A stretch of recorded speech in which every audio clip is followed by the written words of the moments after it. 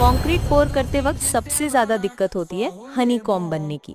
लेकिन अगर आप ये छोटी सी ट्रिक यूज करें तो कंक्रीट एकदम सॉलिड और टाइट सेट होती है। पोर से पहले फोमवर्क के जॉइंट्स पे वाटरप्रूफ टेप लगाना मत भूलो, लीकेज 0।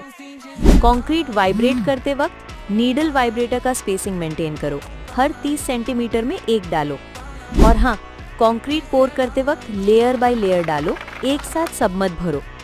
फाइनल सरफेस के लिए एक हैक, प्लास्टिक शीट से 24 घंटे कवर करो, हाइड्रेशन परफेक्ट होता है। ये हैक्स ना सिर्फ स्ट्रक्चर को स्ट्रॉन्ग बनाते हैं बल्कि क्लाइंट का भरोसा भी जीत लेते हैं। ऐसे ही साइट के छोटे छोटे हैक्स के लिए चैनल फॉलो करो, नॉलेज से काम में फर्क पड़ता है।